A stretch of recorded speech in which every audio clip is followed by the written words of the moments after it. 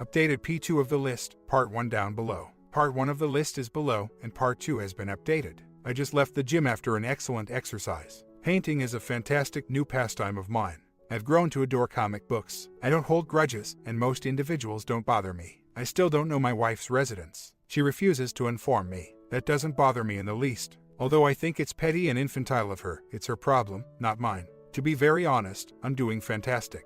She passed her driving test this past weekend, so I got her a piece of vegan cheesecake. She asked me to take it somewhere, so I did, and she went to bed early. She mentioned she may pick it up today, but I doubt she will be home. I ate the thing, bought a second piece yesterday. She stated she didn't feel safe entering my house and taking it out of my refrigerator. Once more, this is her problem. If she doesn't get it, I'll just eat it. That kind of dessert is not something I often eat, so this will be my last try. I'm not bitter about her problems, but I also don't want to ruin my exercises. But honestly, there are moments when I genuinely question if I still want to be married to her. In recent weeks, the attention of other ladies has kind of awakened that thinking. I discussed the attention from women with my IC last week. He made it clear to me that receiving attention is enjoyable and that my spouse might have pursued it as well. I can now relate to her experiences. When I ignored her, she felt like she was getting attention, which made her feel fantastic.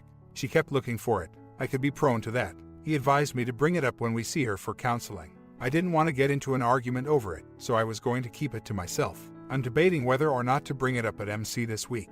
I've been doing okay for the last few weeks. I traveled to see friends in New York, where I was formerly residing. Acquired a fresh tattoo. To be honest, the few counseling sessions I've had with the W haven't been all that wonderful. The last time was tedious, with a lot of procedure speak. We discussed some of the self-discovery we have been having this week.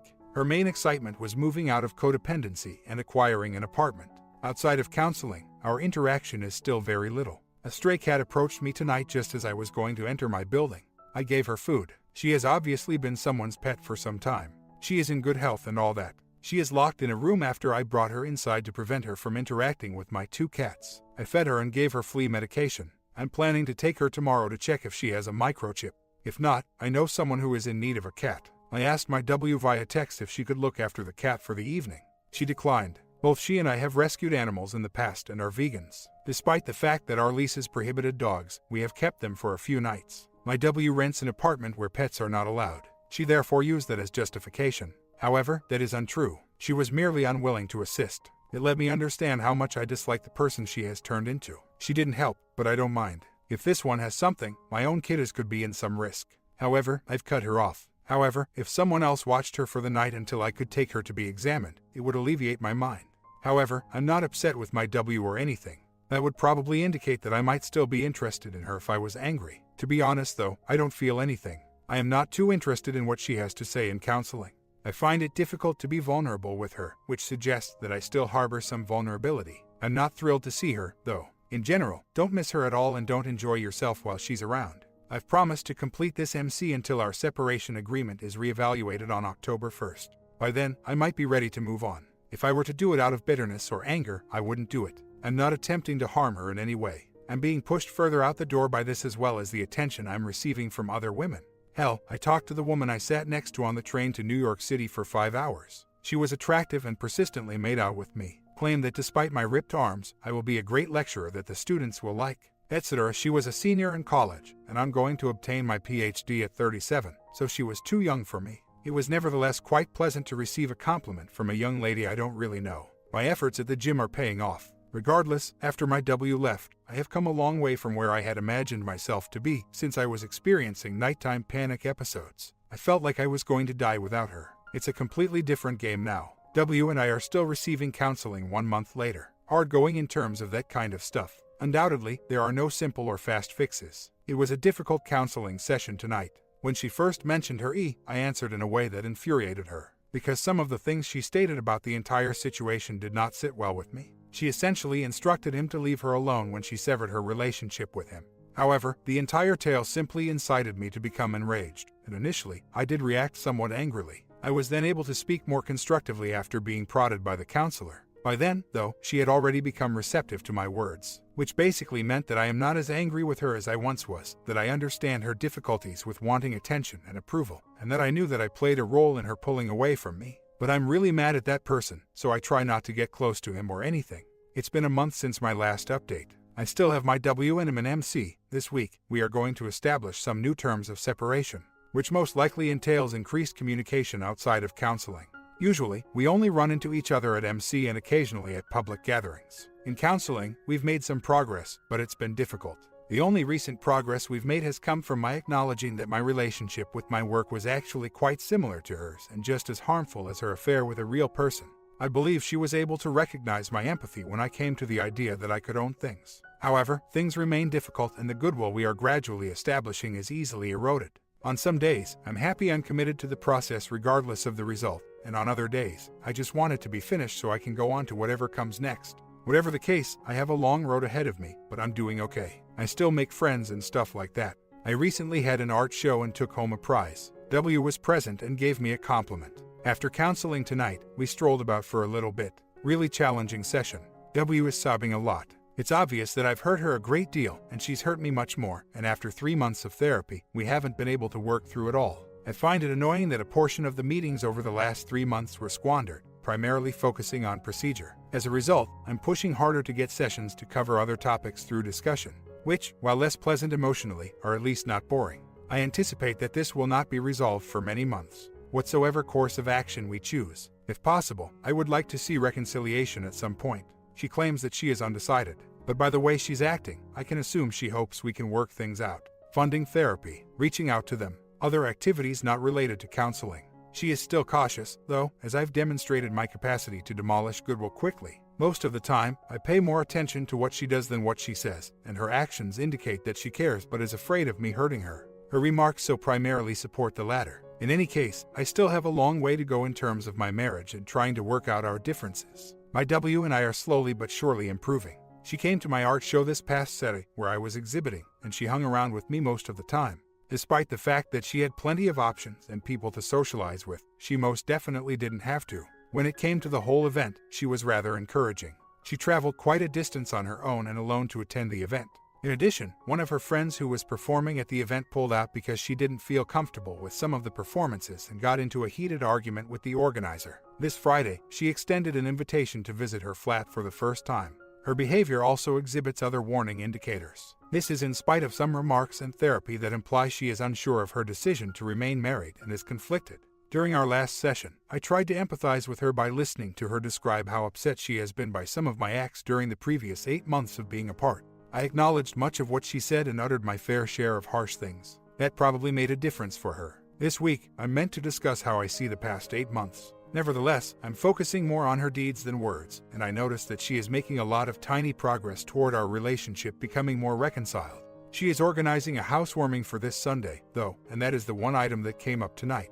I was unaware of that. She invited other people as well as her coworkers. I'm not sure who at work was invited, but she has severed her non-work relationship with someone I hope she didn't invite. Additionally, celebrating the apartment feels a bit like celebrating our failed marriage. I understand that it's a secure place for her, but the housewarming aspect seems excessive. I'm going to talk about it with my therapist tomorrow. How I ought to react, or how I can react without jeopardizing the trust we are trying to reestablish. I've been working on building up my painting cache in addition to finishing my dissertation, which I intend to finish in January. I was voted Best Artist in my first art show and received an award. Since being public a few months ago, I have sold numerous paintings, and I have several shows coming up in the upcoming month. Even so, I sold one to Taiwan. Getting involved in the local artist community has introduced me to a whole new group of folks, and I like it.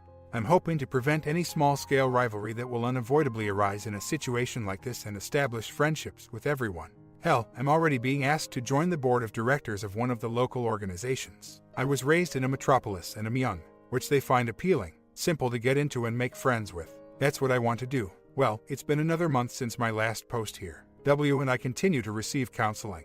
We were required to discuss our goals for counseling in the following session. We have largely cleared the air in the last 3 to 4 months of counseling, discussing the hurt we caused each other and other things. We both desire to carry on with counseling. We have come a long way together over the last few months, so our counselor expressed great hope for us. We still don't live together and always will. But if we persist at it, we will eventually make progress toward reconciliation. In order to be more involved in each other's life, we are now boosting our contact. My W expressed a great deal of trepidation about going further, largely because she feels a great deal of shame about her own part in this, even though they are not constantly together. I made an effort to be understanding and told her that I didn't actually hate her. What concerns me more are the other individuals in our lives who took advantage of our marital issues. But the majority of those individuals no longer have any contact with my W2. I knew they were dishonest individuals. She worries about the future as well because it seems like my career and hers are at odds. That can be worked out as things progress, in my opinion. Nothing to be concerned about or let influence my current behavior. In any case, my marriage appears to be improving, but there is still much work to be done. Apart from that, I'm painting a lot and trying to complete my PhD this year. I've had various shows in the next 2 weeks and have sold quite a few paintings in the last few months. All appears well there. However, the academic job market is appalling. As a result, in May, I will need to find a temporary job to buy myself some time while I look for a 10-year track position. The best thing for me has been coming to AA and working out hard at the gym. If it weren't for the 12-step program and I see, my situation would be drastically different. After being apart for more than 9 months, I'm happy with where I am in life. When I initially started reading these forums, I would not have believed that was feasible. I was having anxiety attacks, losing weight, getting little sleep, etc. when I woke up in the middle of the night.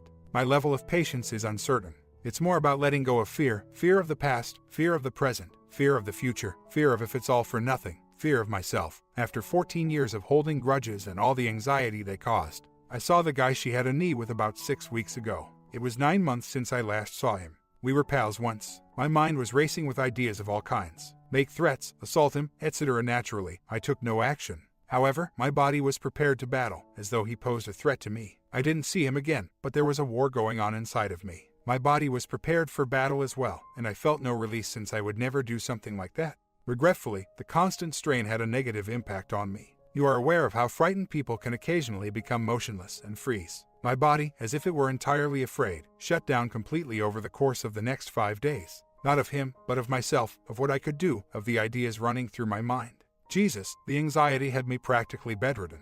It was all about me, though. That guy wasn't the topic of this. He sparked a concern in me that I would do something incredibly stupid toward him, which would clearly be harmful to me. I've stayed away from that individual out of fear that if he simply gave me the wrong look, I would completely ruin him. But I was able to let go of that material for the first time during those 5 days. I no longer fear who I am or what I might do. He is a moron, a pitiful loser, and it finally dawned on me that my dread of myself is the source of all this stress and anxiety. Not by him. He poses no danger. I am far more powerful than he is. I am more knowledgeable. I'm still in graduate school, and I've written something like 8 novels. And my problem is this huge thing I have in my head. I so have numerous problems. I had a strong desire to injure that dude, and it was incredibly problematic for me. However, I managed to overcome it and emerge somewhat improved. I used to shy away from visiting the university library where he works, since I was terrified of running into him. I now visit there whenever I want. I would move on if I saw him. In the odd event that he approached me, I would simply brush him off and move on. It's preferable to ignore someone than to threaten or reprimand them.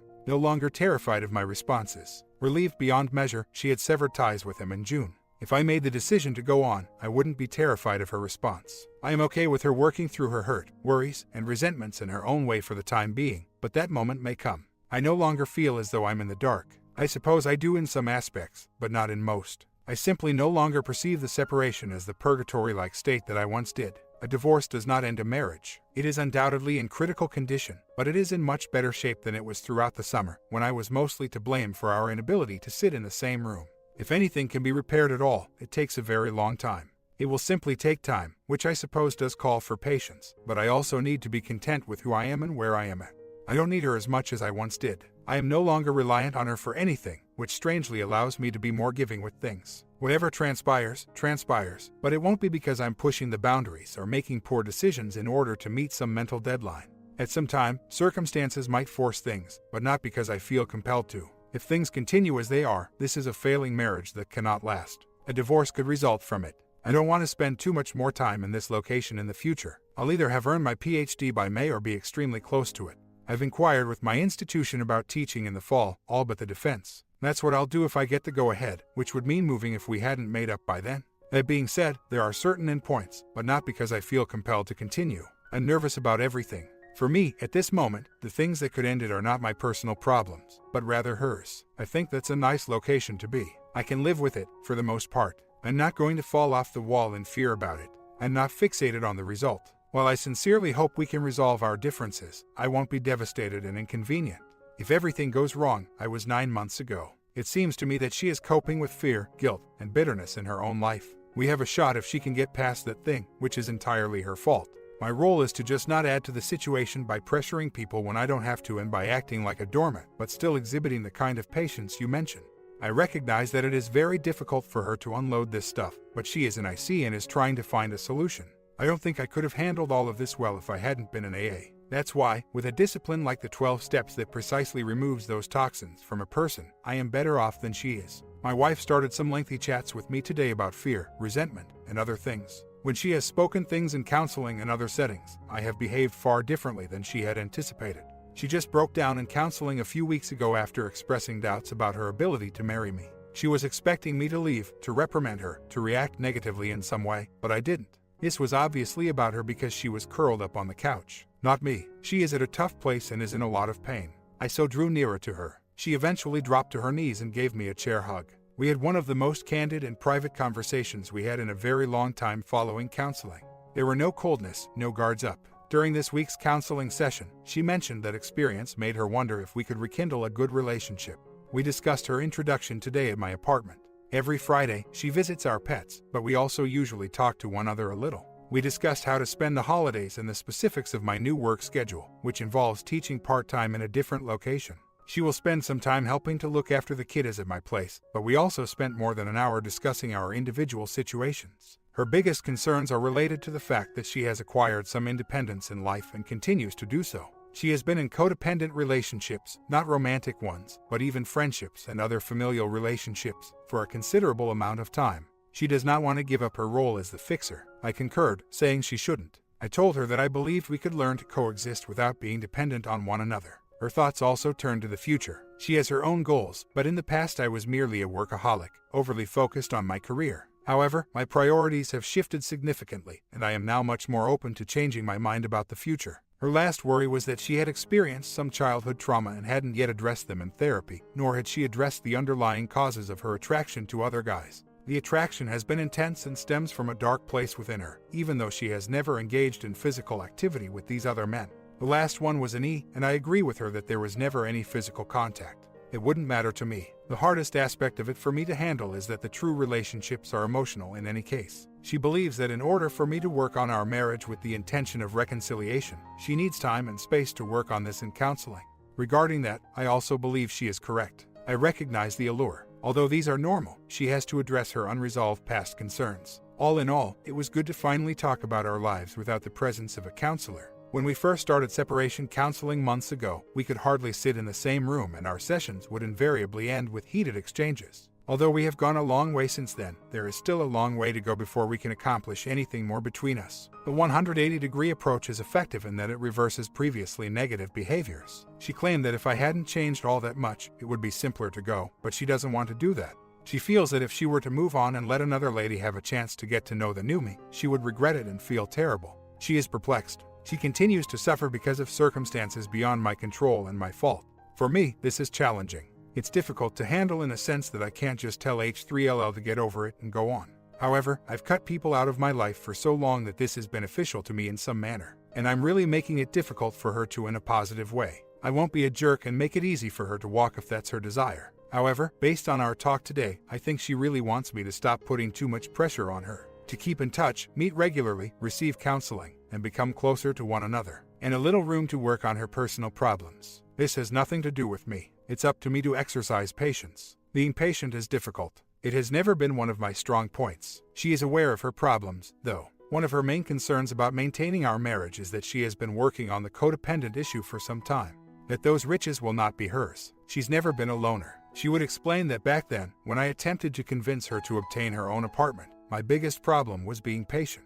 She stayed with her mother until we got married, which is partly due to Caribbean customs. It's really hard not to see her behaviors as an attempt to harm me, but in the end, I don't think that's what she means.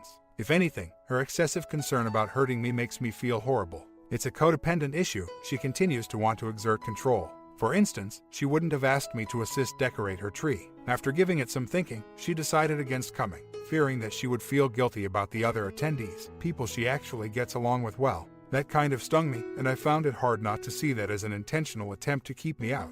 I mean, she could have invited me first, given me preference, or done anything else. That's one thing, though. She also worried about it and other things till late at night. My responsibility is not to respond. Instead, my AA and counseling work is involved. I currently visit IC once every other week, but I plan to reduce that to once a month soon. So far, so good on that score. I was watching her in counseling when she broke down. With a little distance, I could see that this was all about her. That although it was not a set position, she was stating what needed to be spoken. She must not have been puzzled at that point since she would not have sobbed. During a session, our MC stated that she observed her as conflicted as well as not quite done. 2 months after the MC said I knew I was on the correct track, not much has truly altered in my relationship with my W. I travel 3 hours once a week to teach at a university in a different city, where I stay for 3 days. After that, go back. I thought about moving, but I'm not quite ready for that. We get together for lunch once a week, chat on the phone when I'm in the other city, and stay in touch on a weekly basis. Because she watches the kids while I'm away, most of our texts are about logistics. We no longer attend counseling because I am away for half of the week. Considering that both of our leases expire in May and my job status will change the semester's end, we decided to give ourselves a sort of deadline for making decisions on our marriage. It seems to me that she wanted divorce but lacks the bravery to pursue it. She made no attempt to stop me from moving when I was thinking about doing so, but she did say she would not move. That alone is a significant problem. Where I am at now, there are no teaching jobs available. At some time, I will have to relocate if I want a tenure-track job. The possibility of moving was handled poorly by me, which exacerbated the tension between us. Nevertheless, not irreversible. We get along well, though I wouldn't say we're particularly close. Throughout the week, we spend more time together than we do with anyone else. This month, I assisted her in organizing a lecture series for a speaking engagement. I don't consider this as a marriage at all, although she does come to my art events and such. In any case, this separation has a conclusion, and it will, in one way or another, occur in a few months. I plan to persevere through the process and continue to hunt for employment. In fact, there is a strong chance that a teaching position may open up for the fall somewhere. It would require a significant shift. She wanted to come over early to drop off our car, so she texted me a little while ago. Additionally, to impart a lesson she heard yesterday at church, posing a risk to that sharing period. What will that be? Who knows? Church may either be a wonderful healing environment or a horrible one where people start to identify God with all kinds of things. Fighting, nationalism, their personal avarice, etc. Roughly. We'll find out. She wanted to apologize after hearing a talk about denial at church, so she came over once more for her and begin more forcefully acknowledging to herself the damage that did to her and our relationship. Never anticipated that. I hugged her back and told her I didn't hold anything against her and I hoped she could find a way to move on from it. We didn't really know how to handle it at the time, so we were both in pain since we were mistreating each other. As a result, we fell back on some really unconscious habits. I also made stupid decisions a lot of the time. I did mention that I doubt I'll ever be able to spend time with that on. In my heart, I wish that he gets struck by a truck while riding his foolish bike, but I won't hold it against her. Simultaneously, I was thinking of old AA cliches about how excuses don't mean anything. What counts is action. I treated her kindly. I didn't want to ruin her relationship, whatever it was, and sorry can have a deeper meaning, particularly if they had previously been reluctant to do them. Furthermore, my W seldom ever offers an apology. She is quite obstinate. Thus, it's a positive move. She still resides in the city center, nevertheless. She remains employed at the same location. She is aware of the devastation, but in the end, I don't think it matters until she is prepared to dedicate herself to our marriage. It might have some bearing on her and help her become less obstinate. However, she is only able to be honest with me and her IC about this. This would not go over well at work. Her pals would pass judgment. Her church was going to think less of her. It puts her in a difficult situation. Living like way must be difficult. In any case, it caught me off guard, and I'm relieved it wasn't something else she picked up at church. However, I would have assumed that after a year or more of counseling, her IC would have assisted her in realizing this. How wasteful. I'm at my wit's end with this, then. I spoke with W for 3 hours today. We had already established a deadline of May. I'm prepared to give up, though, and move forward with the reconciliation. On Wednesday, we have an MC session. In any case, this limbo needs to end by April. I told W that I could give her some time today to work through problems and that we could complete the tasks that our MC had provided. That she discovered about getting over an affair and that I discovered in more places than simply pals. However, there can be no more limbo. A decision must result from this. Put an end to waiting. I am currently sending out my curriculum vitae, sometimes known as a resume, to a number of businesses seeking temporary employment, all of which would need me to relocate rather far. In an effort to find some temporary job, I'm also looking at nonprofits. I'm going all out to finish my dissertation by summer, with a late summer or early fall defense, and finishing the PhD by the autumn semester, or thereabouts. My 3-hour commute to a city where I teach half the week is coming to an end in May. So, following May, my circumstances are currently uncertain. I've been pushing her to get her act together because I'm preoccupied with what has to happen next. At this point, I'm willing and ready to go. I wouldn't have any regrets at the end of the week if a job came up tomorrow. I can depart, but I have tried, stayed, and improved myself as a result. Although, in my mind, I'm ready to let go, I still believe that it's best to let her decide this. I'm willing to try if she wants to make amends, even though I know it might not work even then. However, I will do that for the time being if she is willing to commit to a process of reconciliation, moving back in together, and other things. However, that patience is running thin now that life's realities are kicking in, and other factors are pressuring this place as well, so a change must occur soon. I informed her that I needed to know by tomorrow's counseling session whether she would choose to work toward a reconciliation or a divorce. She dropped by after work. Divorce is really not what I desire. However, this limbo needs to end. But I broke down right when I felt like I was ready and would be okay even if she decided to file for divorce. We had a difficult conversation, crying together and all. We've spent so much time being so cautious. We only lower those barriers when we are experiencing emotional collapse together. My response was, of course, to propose a different course of action. Let's take 2 weeks, spend time together every day, simply doing things we enjoy and doing them together, and let all of this go. Just let loose, have fun, be honest, and act as though we are responsible for this. Even after all that labor, I just couldn't say, okay, let's get a divorce. We have a therapy session tomorrow, so I suppose that's why it counts. She matters, and I matter. She also mentioned that she needed to consider my suggestion, that even while she may see a lot of positive aspects of it, I'll have to find the strength to let go tomorrow if she feels pressured to make a decision. Something has to give if she wants to give this small thing a go, who knows? Other than on paper, the marriage is over. This late in the game, is it possible to reignite things? I'll have a good life. I have a few challenging months ahead of me financially. In an attempt to make this work, I put off finishing my dissertation and applied to several good positions. I'm gonna be in some trouble come May. For at least a year, I need a job. I am unable to work for minimum wage or any other amount. Bills from graduate school don't let that. But I'll be all right in the end. With my academic credentials, I have a fair chance of landing a decent position at a university. She's probably going to hinder me in that regard. She doesn't want to move because she likes our current residence. Therefore, in terms of a career, this might be advantageous for me. Furthermore, I'm confident that if I so choose, I will be able to find a lifelong partner with whom I won't make the same mistakes twice. Despite all of that, though, this is still not at all simple. Letting go is very difficult. And in my case, it might be a good thing that I'm hanging on until all of my options are exhausted. In most cases, I let folks go with ease. I can quickly switch off, press a button inside, and disconnect from others at will. Over the past year, I have made a lot of effort to moderate that. I can't help but wonder whether it was manipulative of me to issue the ultimatum, wait for her to make up her mind, and then present her with an alternative. Still, even if that was not my intention, I think the person is having a hard time letting things go. It's almost the finish. Did she play with him the entire time?